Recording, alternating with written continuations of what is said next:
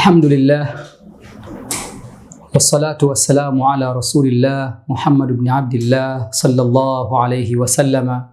Amma ba'd, rabbi shrah li sadri wa yassir li amri wahlul 'uqdatam min lisani yafqahu qawli wa ba'd. Ndugu zangu katika iman, kawaida jambo lolote kubwa ambalo unataka kulipokea lazima jambo hili ulifanyie maandalizi. Unaposikia leo kwa mfano hawa ndugu zetu wanasiasa, wakisikia leo anakuja rais wa mahala fulani kuja kuitembelea nchi yetu, ziara ya kujenga mahusiano na mengineyo, utaona namna gani kwamba wanavyokuwa na tension kubwa sana na maandalizi makubwa ya namna gani kwamba wanaweza kumpokea kiongozi kama huyu. Sasa leo hivi siku chache zijazo mbeleni tunakabiliwa na kumpokea mgeni adhim sana, mgeni mtukufu kupita kiasi, mgeni ambaye matayarisho yake sio tu kwa ngazi ya serikali, lakini ni kwa ngazi ya kila mtu mmoja mmoja. Vipi utaweza kujiandaa na kuipokea Ramadhani? Ndugu zanguni, pumzi ambazo unazozivuta katika mwezi mtukufu wa Ramadhani sio kama pumzi ambazo unazivuta katika siku za kawaida. Chakula ambacho unakula katika mwezi mtukufu wa Ramadhani sio sawa na chakula ambacho unakila katika siku zako za kawaida. Ibada ambayo unaifanya ndani ya mwezi mtukufu wa Ramadhani sio sawa na ibada ambayo unaifanya katika siku zako za kawaida. Na ndio maana Mwenyezi Mungu Subhanahu wa Ta'ala akayajalia masiku haya laha mazia, yani yana utofauti. Yana tofauti katika ujira, yana utofauti katika nashati ya kufanya kheri, yana utofauti hata katika miili yetu na afya zetu. Ndugu zangu katika iman, Ramadhani inakaribia, lakini inampasa kila mtu aangalie namna gani kwamba amejiandaa kuipokea Ramadhani. Ikiwa wewe min ahli al-maasi, ni miongoni mwa watu ambao wamefurutu ada kumuasi Mwenyezi Mungu Subhanahu wa Ta'ala, ijalie Ramadhani yako hii ndio Ramadhani yako ya mwisho. Badala ya hapo usimuasi tena Mwenyezi Mungu Subhanahu wa Ta'ala. Ikiwa wewe sio miongoni mwa watu ambao wanaopenda kusoma Qur'an, basi ijalie Ramadhani yako hii iwe ndio ufunguo wa kuhakikisha kwamba unadumu na sunna bali na uwajibu wa kuisoma Qur'ani ila akhiri hayatika, mpaka mwisho wa maisha yako.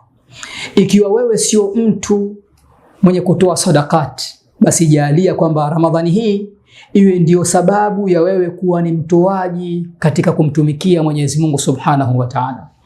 Ikiwa wewe sio mtu ambaye una tabia nzuri, basi jalia Ramadhani hii ndio kambi yako pekee ya kukufanya kwamba ukitoka katika madrasa hii, ukitoka katika kambi hii, iwe tayari umetengeneza akhlaqi zako na umefikia daraja kubwa sana ya uchamungu.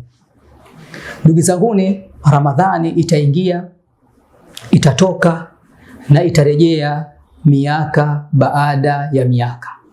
Lakini mimi na wewe, hakuna yoyote kati yetu ambaye ana dhamana hata ya kuishi dakika 2 baadaye, bali sekunde 2 baadaye. Maisha yetu, uhai wetu upo chini ya mamlaka ya Mwenyezi Mungu Subhanahu wa Ta'ala. Yeye ndiye ambaye anayetupangia umri wa kuishi. Yeye ndiye ambaye anayetupangia kuendelea kuitumikia au kunufaika na neema ya afya uliokuwa unayo.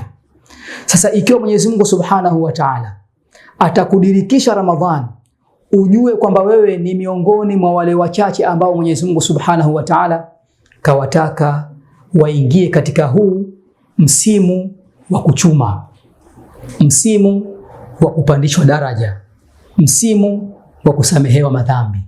msimu wa kukubaliwa toba zako. Leo tunaingia Ramadhani ikiwa tuna madhambi mengi, tunaingia Ramadhani ikiwa tuna mapungufu mengi, tunaingia Ramadhani ikiwa mafungamano yetu na Bwana wetu Mwenyezi Mungu Subhanahu wa Ta'ala aliyetuumba hayako mazuri. Lakini Mwenyezi Mungu anatamani kusikia kilio chako, anatamani kusikia anina kama huzuniko yako mbele yake Jalla waala. Anatamani Mwenyezi Mungu akuone ukinyanyua mikono ukimuomba kwa khushu' na kwa unyenyekevu na ukimdilia Mwenyezi Mungu Subhanahu wa Ta'ala. Anatamani akuone kwamba ni mwenye ulimi wako kila kati unamtaja yeye Jalla waala. Mwenyezi Mungu ana hamu akuone kwamba umerejea kwake baada ya kufanya makosa mwaka mzima. Kwa sababu Mwenyezi Mungu Subhanahu wa Ta'ala ni rahimun, ana huruma.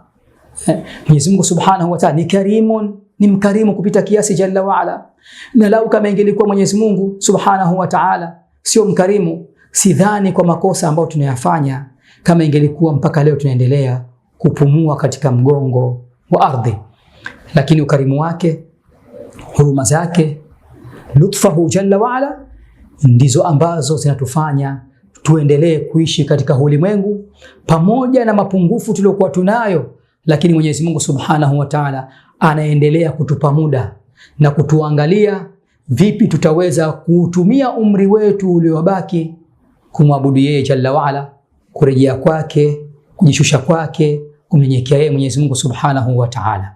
Kwa hiyo tumepata fursa nzuri sana, tuna wakati mzuri sana, tuna kipindi ambacho kinaweza kikabadilisha mazingira yako yote ya kiwiliwili, lakini vile vile na nafasi yako mbele ya Mola wako Subhanahu wa Ta'ala ikabadilika ndani ya luhaidhat, ndani ya muda mchache. Lau kama utaamua sasa kikweli kweli kuingia katika mwezi mtukufu wa Ramadhani bisidqin niyya, kwa nia iliyokuwa ya kweli, kwamba mimi ninaingia ya Rab nisikose tarawih, ninaingia ya Rab nisikose witri, ninaingia ya Rab nihakikishe kwamba nitapata khitma 3 za Qur'an, naingia ya Rab nitatoa sadaqa, naingia ya Rab nitatubia, naingia katika mwezi mtukufu wa Ramadhani hali ya kuwa umebeba zana zako zote za kuhakikisha kwamba na wewe unakuwa miongoni mwa wale ambao watakaopata maghfira,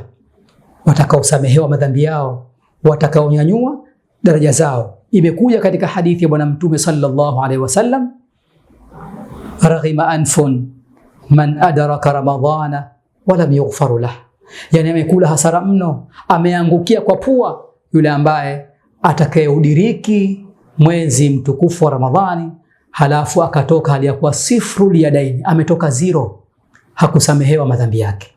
Bali huo ndio mwezi wa tasfia, ni mwezi wa mtu kusafisha moyo wako, ni mwezi wa kutengeneza mahusiano yako bora baina yako wewe na waja, lakini baina yako wewe na Bwana Mtume Muhammad sallallahu alaihi wasallam, lakini baina yako wewe na Mola wako Subhanahu wa Ta'ala. Ndio kipindi kizuri sana cha kuutengeneza moyo wako na kuusafisha na kutoa kila kitu kibaya ambacho moyo huu umebeba. Moyo huwa unaingia ukakasi, moyo unakuwa unaingia kutu kwa sababu ya yale makosa ambayo tunayafanya. Kalla bal rana ala qulubihim ma kanu yaksibun, nyoyo zao zimekuwa ngumu, zimejaa kutu. Kwa sababu gani?